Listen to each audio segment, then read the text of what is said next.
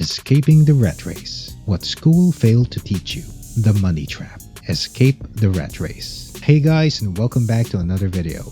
As usual, today we have a spellbinding topic about how to escape the rat race and how school failed to teach us about the money trap and the rat race. Keep an eye on this one to the end. Here today we are going to talk about the real definition of a rat race, understanding ways in which you can get financial help, and also the relationship between consumption and the production that may have in saving your money, and to scale how you earn. So from this introduction, you can see that this is going to be a very interesting topic about monetary issues. So stick with me to the end as I tell you more.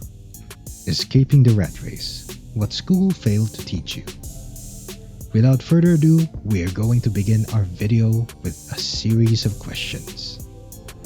1. What is money to you? 2. How do you earn it? 3.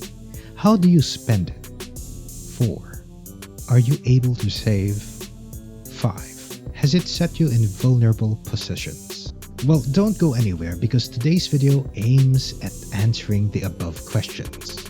According to statistics that have been done, it is fair to say that sometimes our perceptions on how to spend our money is usually more pivotal than ways on how to actually get your hands on the money. What is the essence of earning a six-figure salary and having no investments and savings by the end of the year? Think about it. Does this make you happy with the way you handle your money?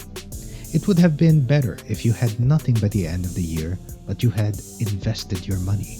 Currently, according to our economy, you should learn how to invest more than how to save. Because in the near future, it will be senseless to save because the savings will end and investments will continue to generate more money. Today, we aim at teaching and establishing a common framework about money that we were not taught in school. Note that no school teaches about money, expenditure, and all monetary issue.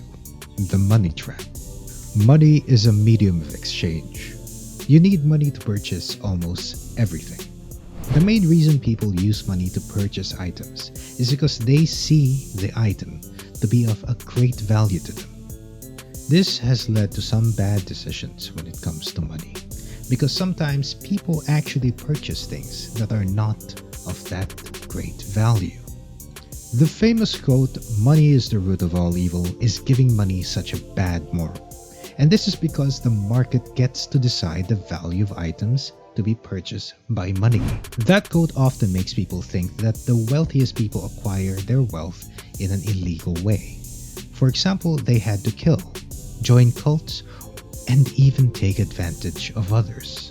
The truth is, some people really work so hard to earn their money, and it is not fair to say that they acquire their wealth in an illegal way. Also, you should understand that money is valuable and it is not evil as people make it seem.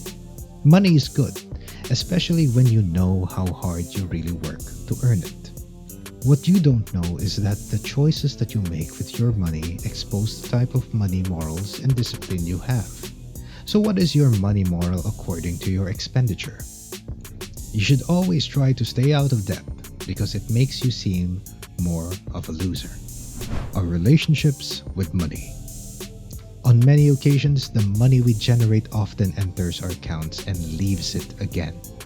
This is because we have a lot of things to handle with money. For example, paying bills and many more. It is so obvious that money will come to you when you've worked for it. You cannot just sit and wait for money to find you. This is why people are working tirelessly just to earn money. Your money gets to leave after you spend it on something, and this should be a very wise decision. Because if you want to save and invest, you have to use money on things that makes more sense. Often, we tend to think that we have to balance our production and expenditure for them to be equal. The great problem lies in our expenditure. Most of us tend to spend a lot of money, more than they produce or generate. Sometimes it is understandable because some people are living hand to mouth, which makes it difficult to save or invest. On the other hand, some people are spendthrift who have a lot of money and still use a lot of money. These kinds of people should fix their relationship with money. This is because no matter how wealthy you are, production may mean nothing when you have a great problem when it comes to your expenditure. Lacking morals for money and discipline will make all your work look effortless because you don't know how to spend it. A lot of successful wealthy people can tell you this. You can also learn from the wealthiest people in the world from how they use their money. For instance, Elon Musk lives in a $50,000 tiny home when he has a lot of money to purchase a big mansion. Rat race. This can be defined as working a lot of jobs just to earn money.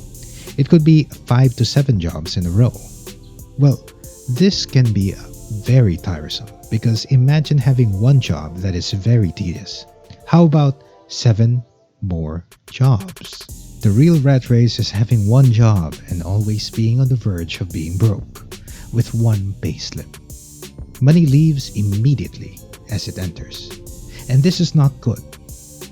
If you're this kind of person, then your money relationship is quite terrible, and it will get more dangerous if you have more responsibilities to handle.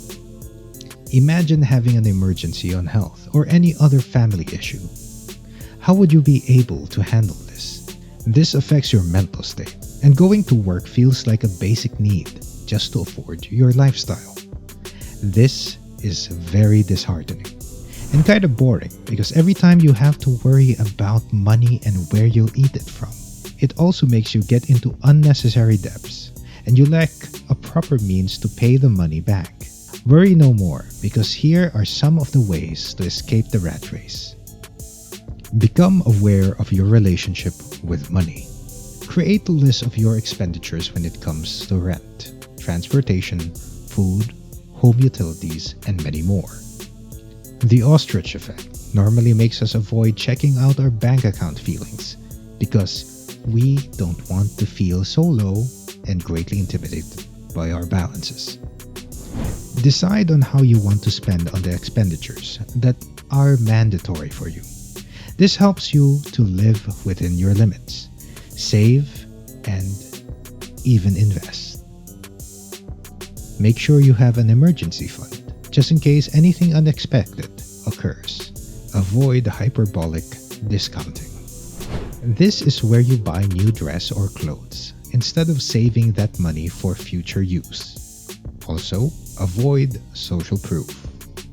This is where you spend money just because others are spending it. It is basically the peer pressure of money.